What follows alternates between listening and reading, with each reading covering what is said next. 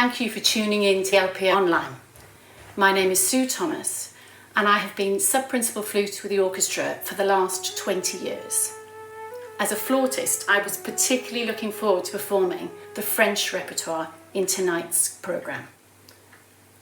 Ravel, Fauré and Saint-Saëns, with their interlinked histories, all wrote instinctively for the flute, and their three compositions, written between 1886 and 1912, span the latter half of an incredibly important time in the historic development of the flute and how it was utilised within the orchestral context.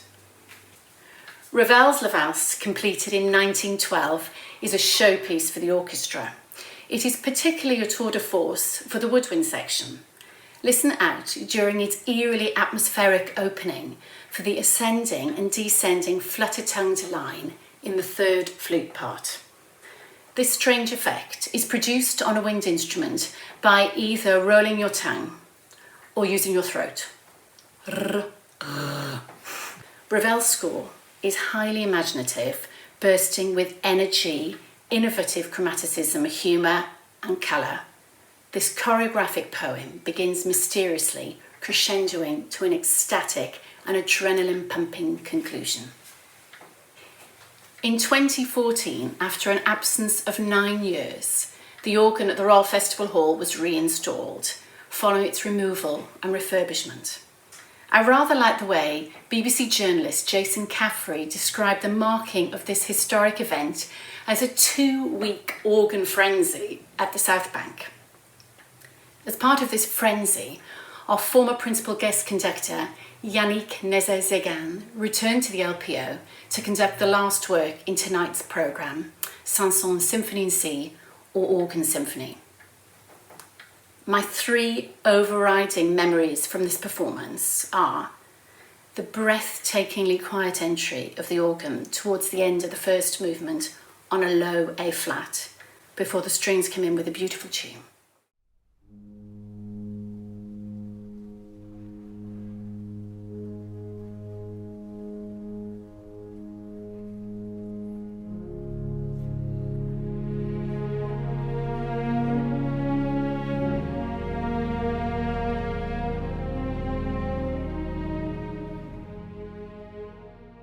The breakneck speed at which Yannick took most of the faster sections of the symphony, pushing our wonderful single and double reed players to their articulating limits.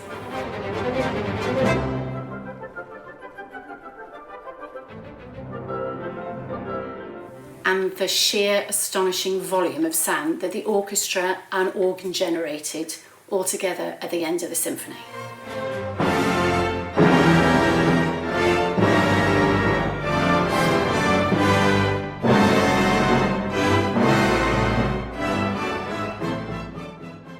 Hair-raising, to say the least.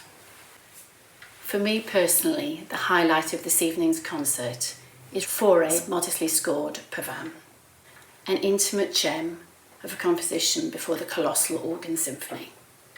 This work, originally written for piano, was rescored in 1887 for small orchestra and optional chorus. Fauré possessed a unique ability to pen a haunting melody. Pavane beautifully demonstrates this and also reflects how far the expressive capacity of the flute, particularly in the lower register, had been developed by the end of the 19th century within the orchestra.